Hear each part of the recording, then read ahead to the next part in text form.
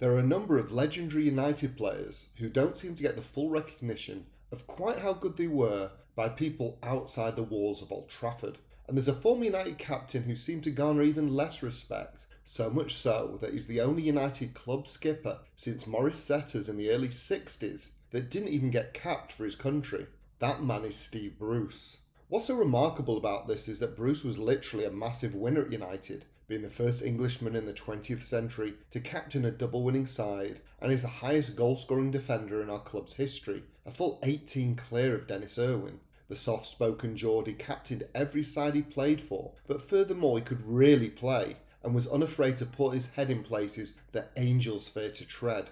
So let's talk about United legend, Steve Bruce. Stephen Roger Bruce was born in Corbridge, Northumberland on New Year's Eve 1960 and was a Newcastle United supporter growing up. The young Steve Bruce was a member of the famous Wallsend Boys Club but was turned down by several football clubs before Gillingham took him on trial as a 16-year-old and they decided to take him on as an apprentice. Joining Gillingham as a deep-line midfielder, it was with the Gills where he moved into his more recognised defensive role. Bruce debuted for the first team during the 79-80 season, becoming the Gills Player of the Year in that maiden campaign and was named in the division's Team of the Season.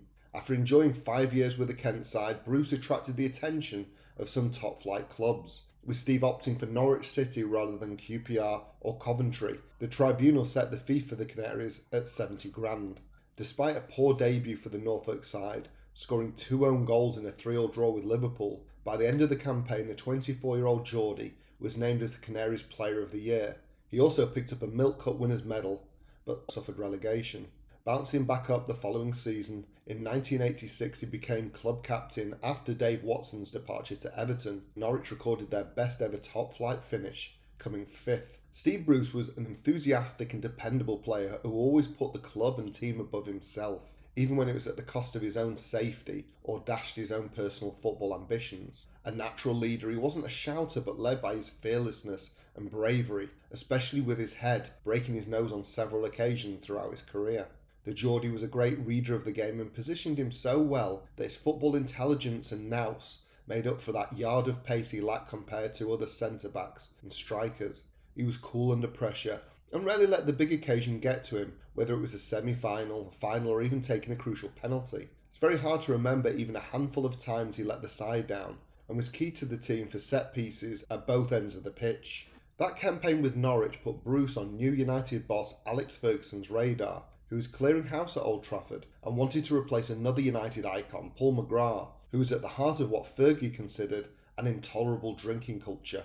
So the Norwich captain was signed by Fergie in December 1987, a fortnight before his 27th birthday, for £825,000. Bruce made his debut on the 21st of December 1987 against Portsmouth in a tight win at Fratton Park in the old First Division. He also earned himself a broken nose that night. United were in transition and it was a hard start to his Old Trafford career, albeit the side were runners-up in that first campaign. A poor finish of 11th at the end of the following season was a sign to Fergie that Bruce needed a reliable partner in the heart of the defence. In the autumn of 1989, Gary Pallister arrived, and they gradually built one of the most famous defensive partnerships, not only at Old Trafford but in English football history. Dolly and Daisy, as Fergie dubbed them, complemented each other perfectly. The more senior and experienced Bruce was steady and well-timed in the tackle. He also excelled at organising the defence. His lack of pace was complemented by Pally's long legs and ability to sweep up. Pallister had an awkward start to his Old Trafford career, but Bruce nursed him through it to turn his defensive partner into an England centre-back. Despite a very tough season, United ended up with the FA Cup, a first trophy for Ferguson, and something that galvanised the squad. With the likes of Jesper Olsen, Gordon Strachan, Peter Davenport, and even Norman Whiteside having been moved on, there was an opening for a regular penalty taker. Steve Bruce took up the mantle. In the 1991 season, United were going for silverware in a couple of different fronts, and managed to get to the League Cup and UEFA Cup Winners' Cup finals. All those extra games go some way to explain why the boys got so many pens that season, with Steve Bruce calmly scoring 11 in all and a further 8 from open play, giving him an amazing total of 19. Quite a feat for a centre-back. Bruce made some other less celebrated history that season by becoming the first player to be sent off for the professional foul against Luton Town in a 1-0 win on the 4th of September 1990. As I just mentioned, it was a campaign where United were in the running for silverware. However, fortunes were mixed. United's chances of lifting their first League Cup were dashed by second division's Sheffield Wednesday. The Cup Winners' Cup final victory over Barcelona would define the season. Bruce was at the heart of the first goal, heading Robbo's free kick goalwards, where Mark Hughes followed up to make sure. The game ended up 2-1 and United were on the charge for bigger and better. The following season, Steve Bruce, as vice-captain in place of the injured Brian Robson, lifted his first piece of silverware in that role as United beat Red Star Belgrade at Old Trafford in November 1992 by a score of 1-0.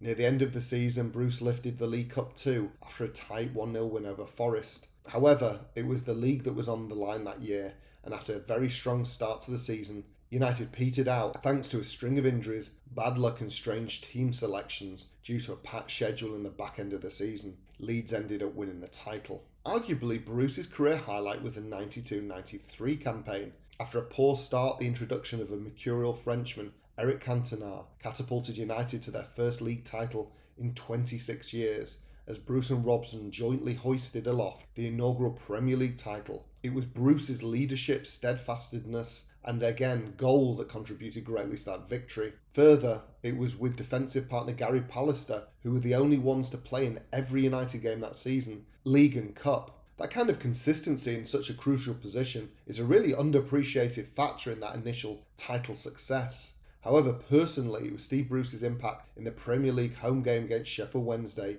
towards the end of the season that's written him down in folklore.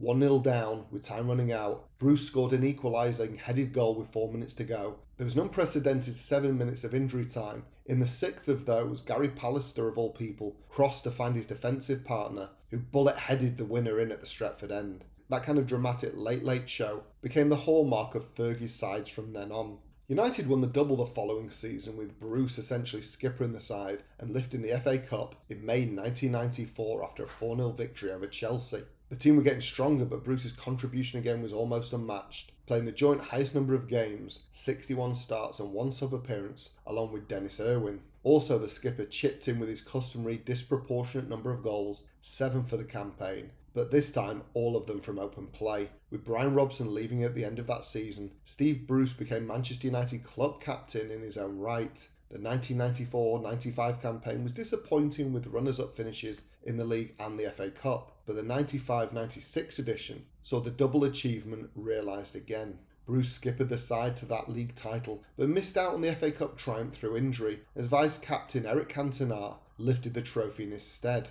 By the end of 1996, aged 35, and unable to secure a guaranteed starting place, he left for Birmingham City, and that was after winning 3 league titles, 3 FA Cups, 1 League Cup, 3 Charity Shields, a UEFA Cup Winners' Cup and a Super Cup. Not bad for a mediocre player, as obtusely described by Simon Jordan on TalkSport recently. Steve Bruce was anything but. The Geordies' last match came in a 1-0 win over Leeds on the 14th of April 1996.